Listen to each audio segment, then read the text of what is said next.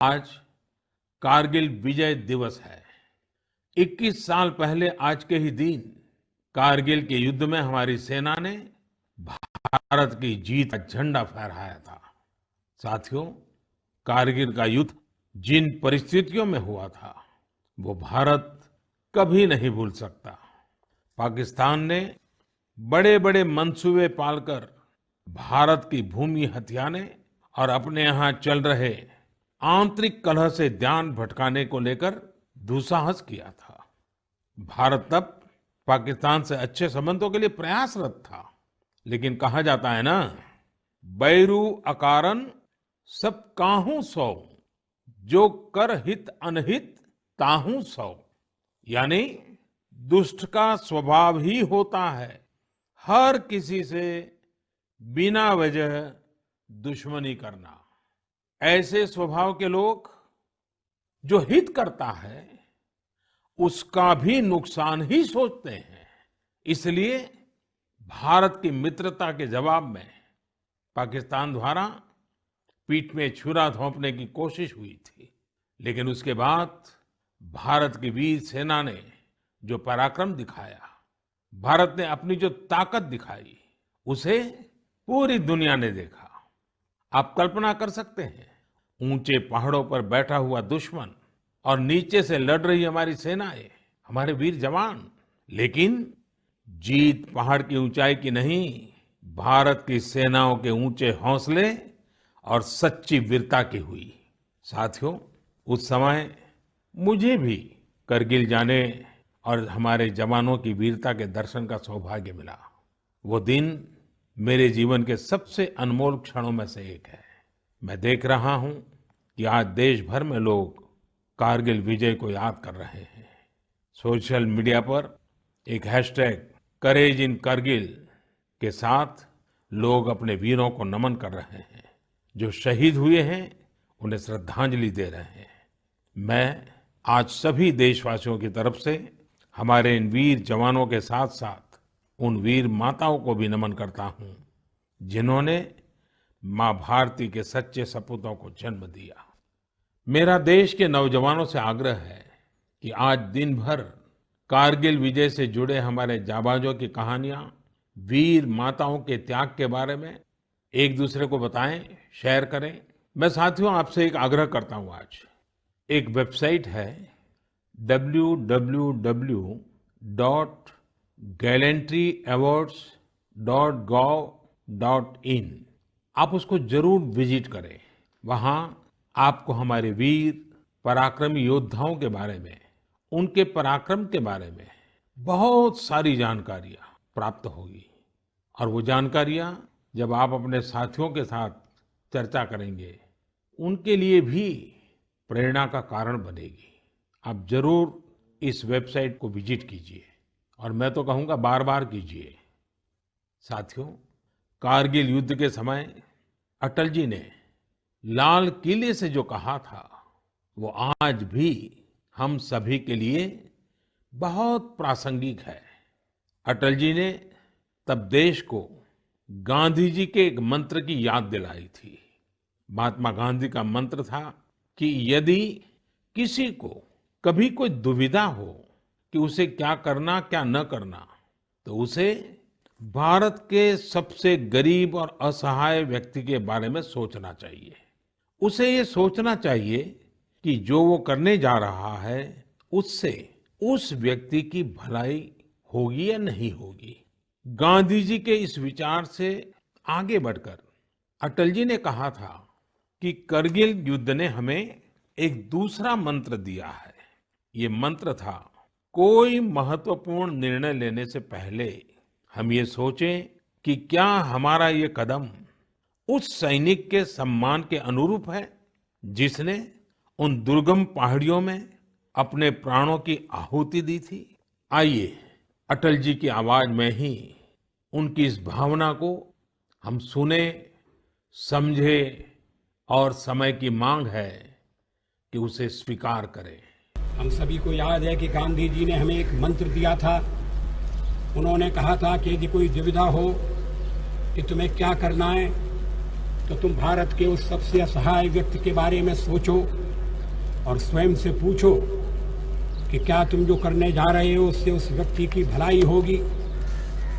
कारगिल ने हमें दूसरा मंत्र दिया है, कोई महत्वपूर्ण निर्णय लेने से पहले हम ये सोचें कि क्या हमारा ये कदम उस सैनिक के सम्मान के अनुरूप है जिसने उन दुर्गम पहाड़ियों में अपने प्राणों की आहुति दी थी। साथियों, युद्ध की परिस्थिति में हम जो बात कहते हैं, करते हैं, उसका सीमा पर डटे सैनिक के मनोबल पर, उसके परिवार के मनोबल पर बहुत गहरा असर पड़ता है। ये बात हमें कभी भूलनी नहीं चाहिए और इसलिए हमारा आचार, हमारा व्यवहार, हमारी वाणी, हमारे बयान, हमारी मर्यादा, हमारे लक्ष्य, सभी कसौटी में ये जरूर रहना चाहिए कि हम जो कर रहे हैं, कह रहे हैं, उससे सैनिकों का मनोबल बढ़े, उनका सम्मान बढ़े, राष्ट्र सर्वोपरि का मंत्र लिए एकता के सूत्र में बंधे देशवासी हमारे सैनिकों की ताकत को कई हजार गुना बढ़ा देते हैं। हमारे यहाँ तो कहा गया है ना, संगे शक्ति कलो युगे। कभी कभी हम इस बात को समझे बिना सोशल मीडिया पर ऐसी चीजों को बढ़ावा दे देते हैं जो हमारे देश का बहुत नुकसान करती है। कभी कभी जिज्ञासावत फॉरवर्ड करते रहते हैं, पता है गलत है लेकिन करते रहते हैं। आजकल युद्ध केवल सीमाओं पर ही नहीं लड़े जाते हैं, देश में भी कई मोर्चों पर एक साथ लड़ा जाता है और हर एक देशवासी को उसमें अपनी भूमिका तय करनी होती है।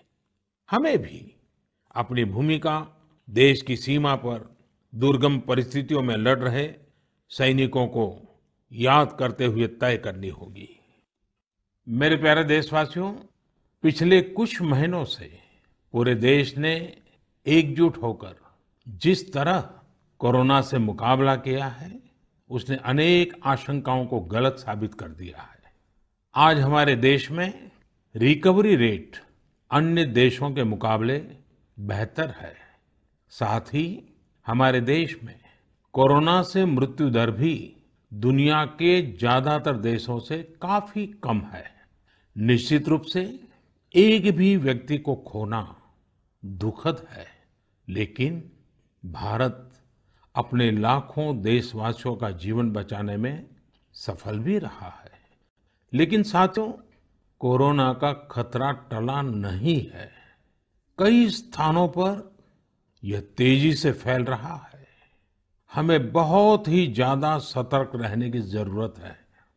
हमें ये ध्यान रखना है कि कोरोना अब भी उतना ही घातक है जितना शुरू में था।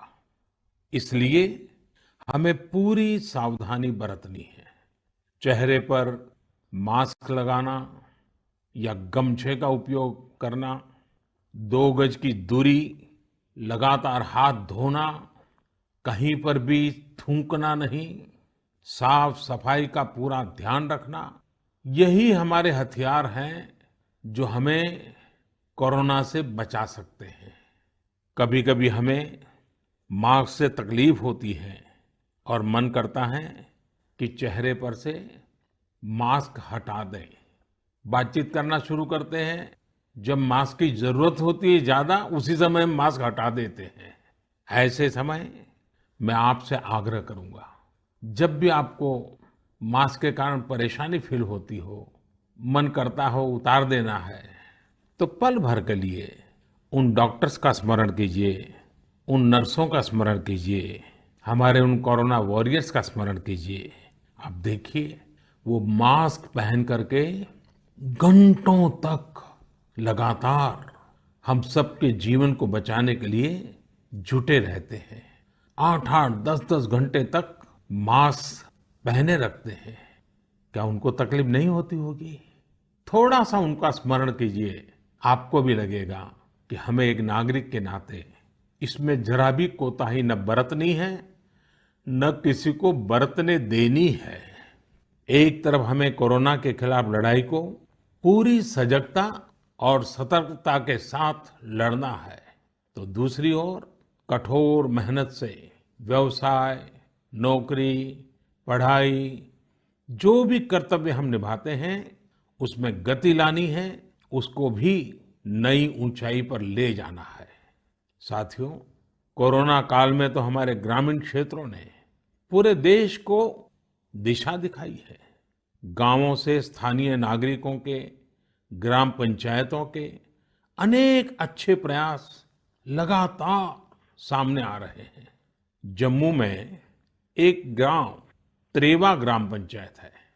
वहां की सरपंच हैं बलबीर कौर जी। मुझे बताया गया कि बलबीर कौर जी ने अपनी पंचायत में 30 बेड का एक क्वारंटाइन सेंटर बनवाया। पंचायत आने वाले रास्तों पर पानी की व्यवस्था की, लोगों को हाथ धोने में कोई दिक्कत ना हो इसका इंतजाम करवाया।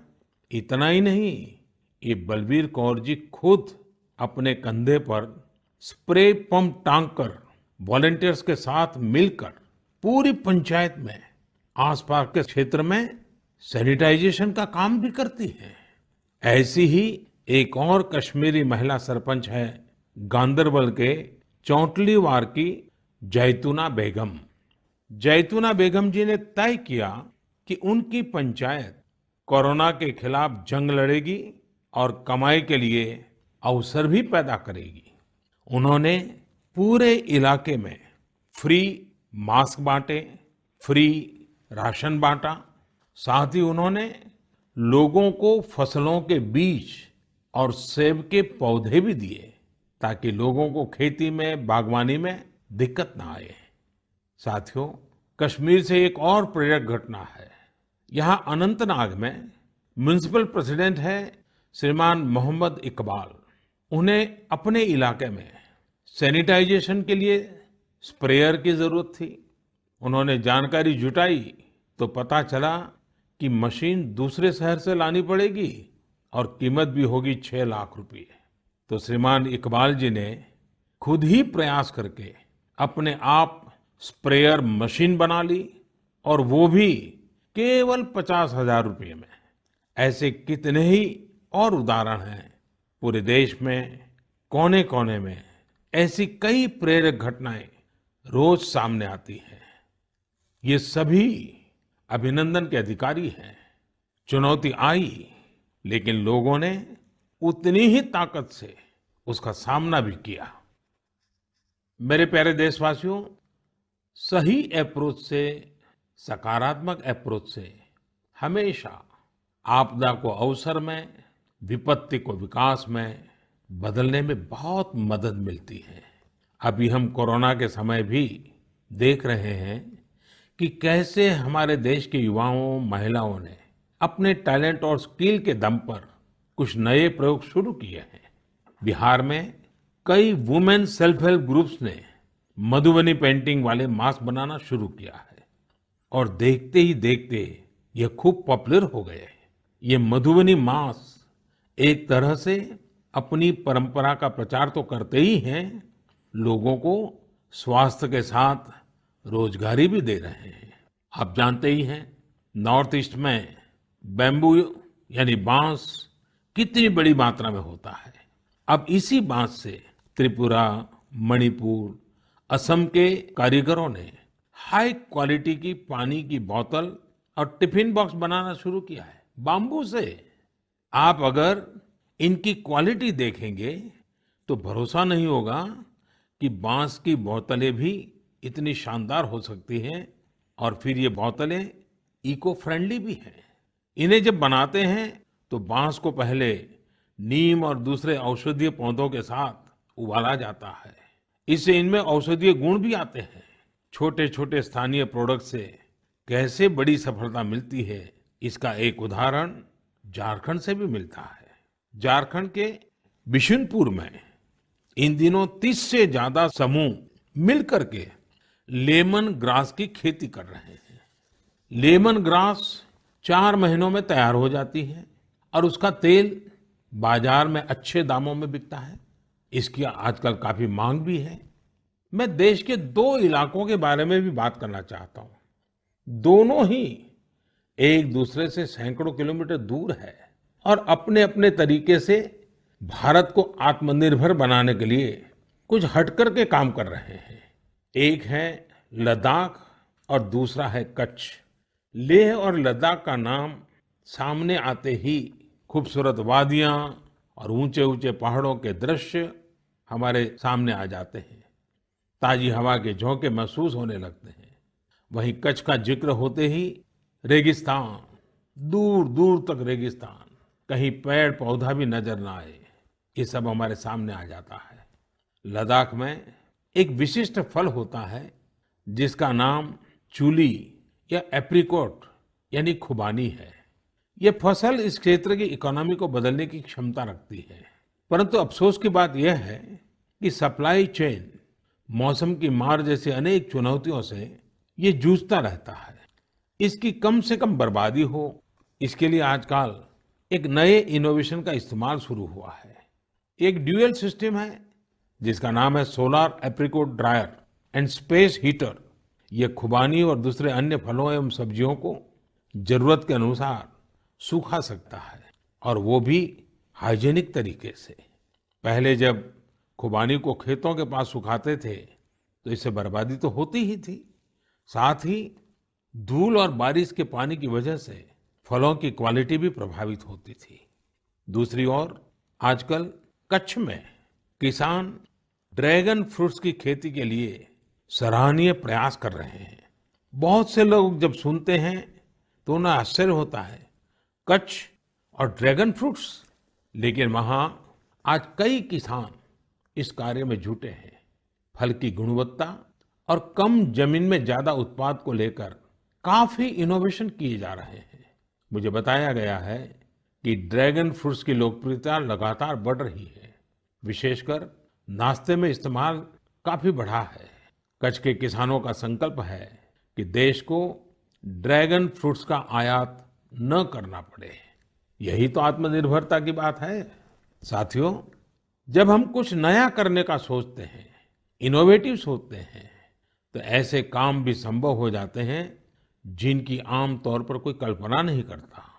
जैसे कि बिहार के कुछ युवाओं को ही लीजिए। पहले सामान्य नौकरी करते थे। एक दिन उन्होंने तय किया कि वो मोती यानी पल्स की खेती करेंगे।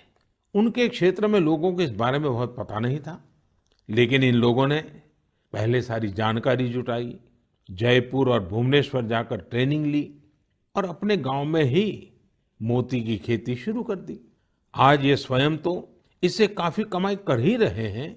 उन्होंने मुजफ्फरपुर, बेगूसराय और पटना में अन्य राज्यों से लौटे प्रवासी मजदूरों को इसकी ट्रेनिंग देनी भी शुरू कर दी है।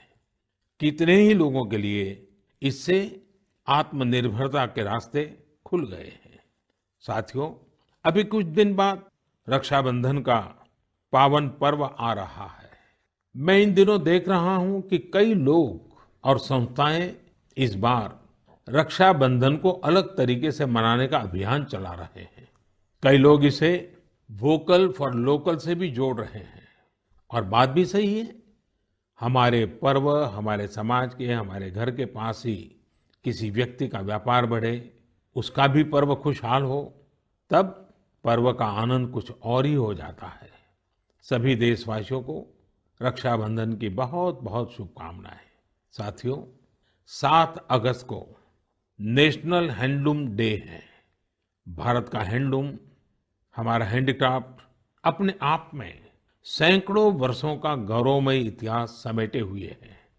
हम सभी का प्रयास होना चाहिए कि न सिर्फ भारतीय हैंडलूम और हैंडीक्राफ्ट का ज्यादा से ज्यादा उपयोग करें, बल्कि इसके बारे में हमें ज्यादा से ज्यादा लोगों को बताना भी चाहिए।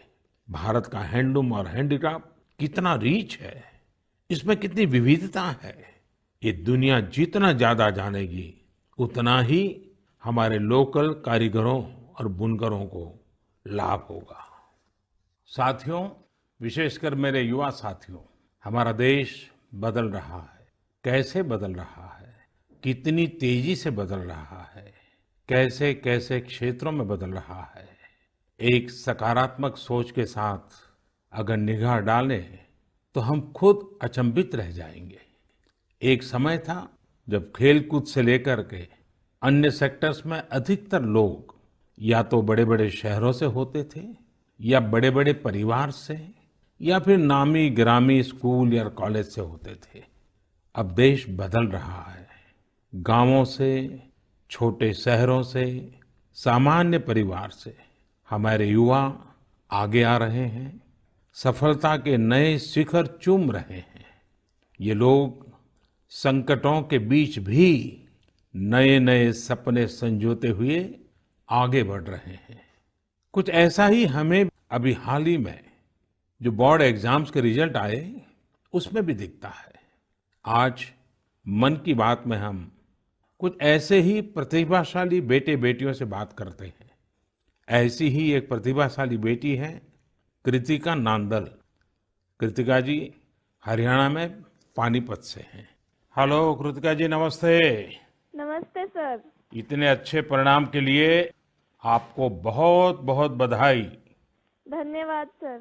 और आपको तो इन दिनों टेलीफोन लेते लेते भी आप थक गई होगी, इतने सारे लोगों के फोन आते होंगे।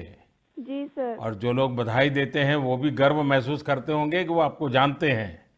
आपको कैसा लग रहा है? सर बहुत अच्छा लग रहा है। पेरेंट्स को प्राउड फील करा के खुद को भी इतना प्राउड फील हो रहा है। अच्छा, ये बताइए कि आपकी सबसे बड़ी प्रेरणा कौन है? सर मेरी मम्मी है सबसे बड़ी प्रेरणा तो मेरी। वाह। अच्छा, आप मम्मी से क्या सीख रही है?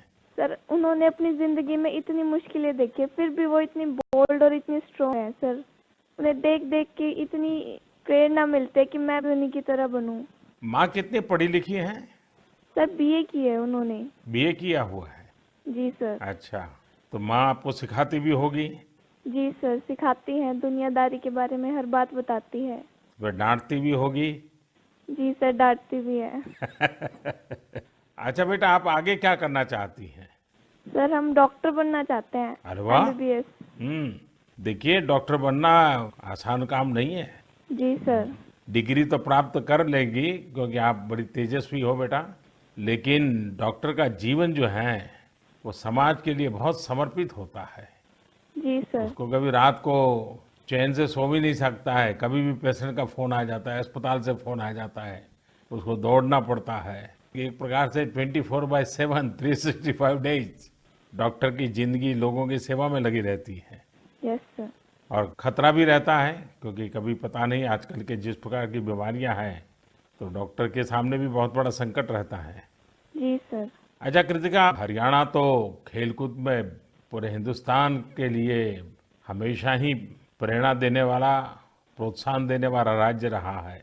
हाँ जी सर। तो आप भी तो कुछ खेलकूद में भाग लेती हैं क्या? कुछ खेलकूद पसंद है क्या आपको?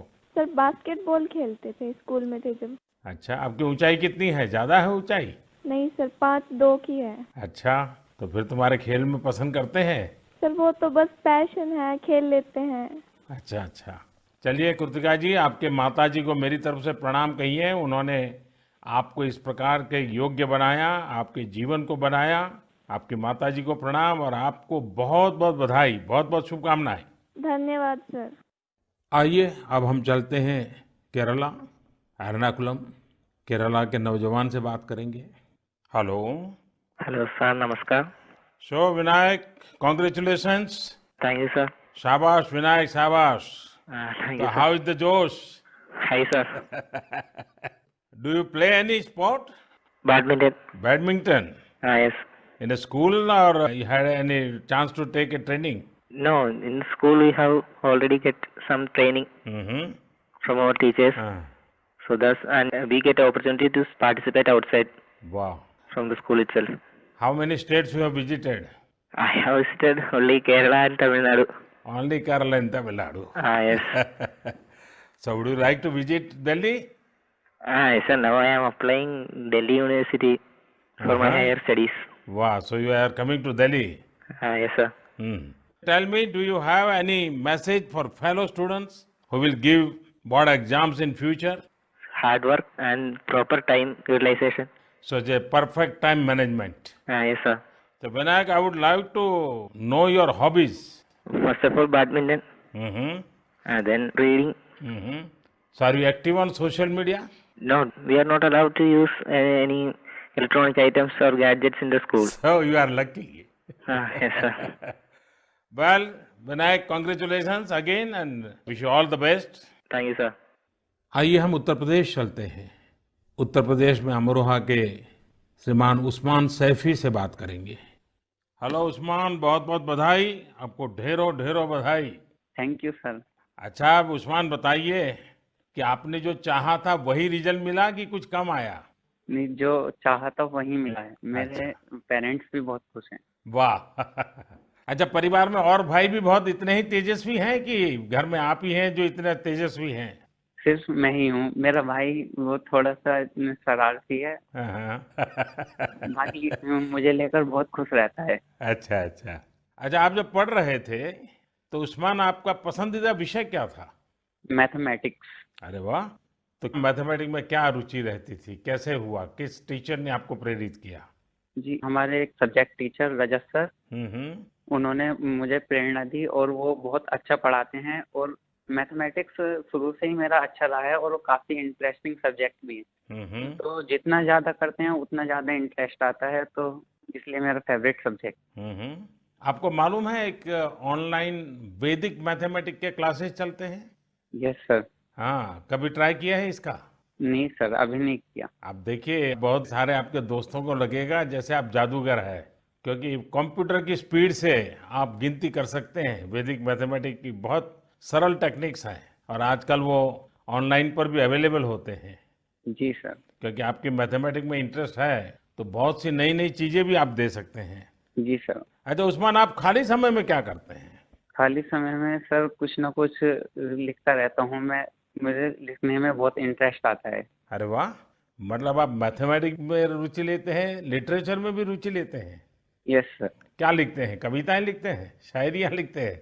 कुछ भी करंट अफेयर से रिलेटेड कोई भी टॉपिक हो उस पर लिखता रहता हूँ। हाँ। नई नई जानकारियाँ मिलती रहती हैं, जैसे जीएसटी चला था और हमारा नोटबंदी, सब चीज। अरे वाह, कॉलेज की पढ़ाई करने के लिए आगे का क्या प्लान बना रहे हैं? सर मेरा जी मेंस का फर्स्ट अटेम्प्ट क्लियर हो चुका है और अब मैं सितंबर के लिए सेकंड अटेम्प्ट में अब बैठूंगा। मेरा मेन एम है कि मैं पहले आईआईटी से बैचलर डिग्री लूं और उसके बाद सिविल सर्विसेज में जाऊं और एक आईएएस बनूं। अरे वाह। अच्छा, आप टेक्नोलॉजी में भी रुचि लेते हैं? यस सर, इसलिए मैंने आईटी ऑप्ट किया है। फर्स्ट टाइम बैच था आईटी का। अच्छा, चलिए उस्मान, मेरी तरफ से बहुत शुभकामनाएं हैं। और आपका भाई शरारती है तो आपका समय भी अच्छा जाता होगा। और आपके माताजी पिताजी को भी मेरी तरफ से प्रणाम कहिए, उन्होंने आपको इस प्रकार से अवसर दिया, आपका हौसला बुलंद किया। और ये मुझे अच्छा लगा कि आप पढ़ाई के साथ साथ करंट इश्यूज पर अध्ययन भी करते हैं और लिखते भी हैं। देखिए, लिखने का फायदा ये होता है कि आपके विचार में शार्पनेस आती है। बहुत बहुत अच्छा फायदा होता है लिखने से। तो बहुत बहुत बधाई मेरी तरफ से। Thank you sir. आइए चलिए फिर एकदम से नीचे साउथ में चले जाते हैं, तमिलनाडु। नामक्कल से बेटी कनिका से बात करेंगे। और कनिका की बात तो बहुत ही इंस्पिरेशनल है। कनिका जी, वणक्कम। वणक्कम sir. How are you? Fine sir. First of all, I would like to congratulate you for your great success. Thank you sir. When I hear of Namakkal, I think of the Ajneyar temple. Yes sir. Now I will also remember my interaction with you. Yes sir. So, congratulations again. Thank you sir. You would have worked very hard for exams. How was your experience while preparing? I was working hard from the start, so I didn't expect this result, but I have written well, so I will get a good result. What were your expectation? 485 or 486, like that I thought, sir. And now? 490. So, what is the reaction of your family members and your teachers? They were so happy and they were so proud, sir. Which was your favorite subject? Mathematics. Oh, and what are your future plans? I am going to become a doctor, if possible, in AFMC, sir. And your family members are also in a medical profession or somewhere else? Oh, sir, my father is a driver, but my sister is studying MBBS, sir. Arre wow. So first of all, I will do the pranam to your father, who is taking lot of care of your sister and yourself. It's a great service he is doing. Yes, sir. And it's an inspiration for all. Yes, sir. So my congratulations to you, your sister and your father and your family. Thank you, sir. साथियों, ऐसे और भी कितने युवा दोस्त हैं, कठिन परिस्थितियों में भी जिनके हौसले की, जिनकी सफलता की कहानियां हमें प्रेरित करती हैं। मेरा मन था कि ज्यादा से ज्यादा युवा साथियों से बात करने का मौका मिले, लेकिन समय की भी कुछ मर्यादाएं रहती हैं। मैं सभी युवा साथियों को यह आग्रह करूंगा कि वो अपनी कहानी, अपनी जुबानी जो देश को प्रेरित कर सके, वो हम सबके साथ जरूर साझा करें। मेरे प्यारे देशवासियों, 7 समंदर पार भारत से हजारों मील दूर एक छोटा सा देश है जिसका नाम है सूरीनाम। भारत के सूरीनाम के साथ बहुत ही करीबी संबंध है। 100 साल से भी ज्यादा समय पहले भारत से लोग वहां गए और उसे ही अपना घर बना लिया। आज चौथी, 5वीं पीढ़ी वहां पर है। आज सूरीनाम में 1/4 से अधिक लोग भारतीय मूल के हैं। क्या आप जानते हैं, वहां की आम भाषाओं में से एक सरनामी भी भोजपुरी की ही एक बोली है। इन सांस्कृतिक संबंधों को लेकर हम भारतीय काफी गर्व महसूस करते हैं। हाल ही में श्री चंद्रिका प्रसाद संतोखी सूरीनाम के नए राष्ट्रपति बने हैं। वे भारत के मित्र हैं और उन्होंने साल 2018 में आयोजित person of Indian origin PIO parliamentary conference में भी हिस्सा लिया था। श्री चंद्रिका प्रसाद संतोखी जी ने शपथ की शुरुआत वेद मंत्रों के साथ की। वे संस्कृत में बोले, उन्होंने वेदों का उल्लेख किया और ओम शांति ही शांति ही शांति के साथ अपनी शपथ पूर्ण करी। अपने हाथ में वेद लेकर वे बोले, मैं चंद्रिका प्रसाद संतोखी। और आगे उन्होंने शपथ में क्या कहा, उन्होंने वेद का ही एक मंत्र का उच्चारण किया। उन्होंने कहा, ओम अग्ने व्रतपते व्रतम चरिष्यामि तच्छकेयम तन्मे रद्यताम इदमहम नुतात सत्यमुपैमि। यानी, हे अग्नि, संकल्प के देवता, मैं एक प्रतिज्ञा कर रहा हूं, मुझे इसके लिए शक्ति और सामर्थ्य प्रदान करें। मुझे असत्य से दूर रहने और सत्य की ओर जाने का आशीर्वाद प्रदान करें। सच में यह हम सभी के लिए गौरवान्वित होने वाली बात है। मैं श्री चंद्रिका प्रसाद संतोखी को बधाई देता हूं और अपने राष्ट्र की सेवा करने के लिए 130 करोड़ भारतीयों की ओर से उन्हें शुभकामनाएं देता हूं। मेरे प्यारे देशवासियों, इस समय बारिश का मौसम भी है। पिछली बार भी मैंने आपसे कहा था कि बरसात में गंदगी और उनसे होने वाली बीमारियों का खतरा बढ़ जाता है, अस्पतालों में भीड़ भी बढ़ जाती है। इसलिए आप साफ सफाई पर बहुत ज्यादा ध्यान दें। इम्यूनिटी बढ़ाने वाली चीजें, आयुर्वेदिक काढ़ा वगैरह लेते रहें। कोरोना संक्रमण के समय में हम अन्य बीमारियों से दूर रहें। हमें अस्पताल के चक्कर न लगाने पड़े, इसका पूरा ख्याल रखना होगा। साथियों, बारिश के मौसम में देश का एक बड़ा हिस्सा बाढ़ से भी जूझ रहा है। बिहार, असम जैसे राज्यों के कई क्षेत्रों में तो बाढ़ ने काफी मुश्किलें पैदा की हुई है। यानी एक तरफ कोरोना है तो दूसरी तरफ ये एक और चुनौती है। ऐसे में सभी सरकारें, NDRF की टीमें, राज्य की आपदा नियंत्रण टीमें, स्वयंसेवी संस्थाएं सब एक साथ मिलकर जुटे हुए हैं। हर तरह से राहत और बचाव के काम कर रहे हैं। इस आपदा से प्रभावित सभी लोगों के साथ पूरा देश खड़ा है।